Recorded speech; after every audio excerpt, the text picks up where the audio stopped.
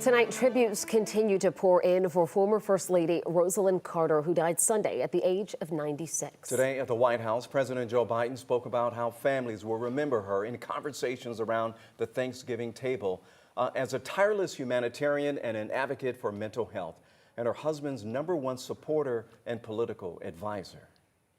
We'll also think about the loved ones we lost, including just yesterday when we lost former First Lady Rosalynn Carter, who walked her own path, inspiring a nation and the world along the way.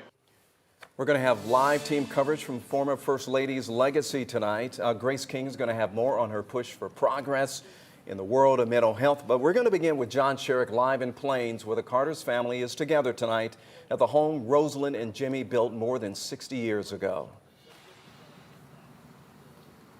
The people of Plains are so close to each other. Everyone is like family. So losing Rosalynn Carter is personal for everyone, which means the world to Mrs. Carter's niece, who tells me she finds comfort in their love for her aunt.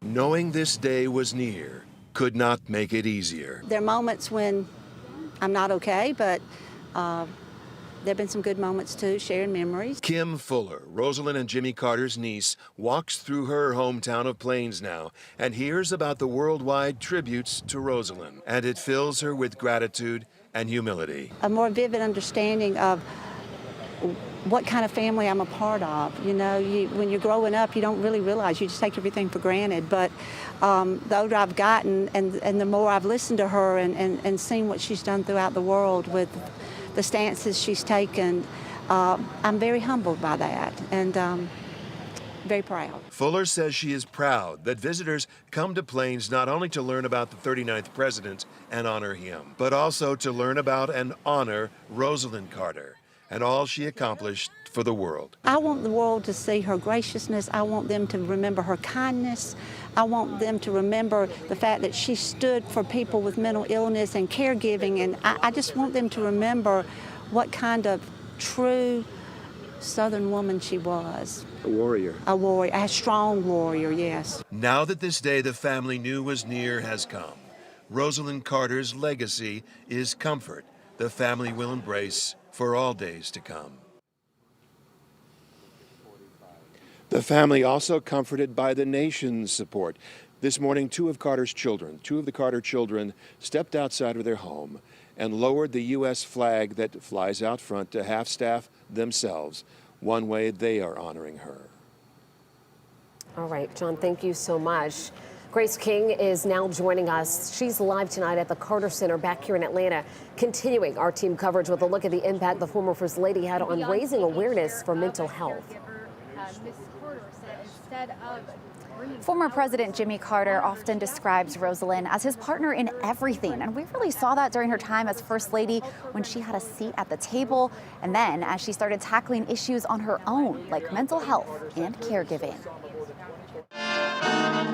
When Rosalynn Carter stepped into the spotlight, her passions followed closely. We love and care for every single one of you. She became a champion of mental health, testifying before Congress and advocating for new laws. We know that mental illness is a disease as any other. It can be diagnosed, it can be treated, and almost everyone suffering from mental illness can be helped. Those words shifted the conversation around mental health. Not only did she show that it's okay to have these difficult conversations, but she actually elevated them and said we should be having these difficult conversations. Leslie Holland with Alzheimer's Association Georgia chapter says Rosalynn Carter showed families they're not alone. The fact that those families see someone like the Carter family and someone like Rosalynn Carter who are in the fight with them, it really helps. Rosalynn was always looking ahead with the progress she made for all of us. For too long, these people have not received the care they need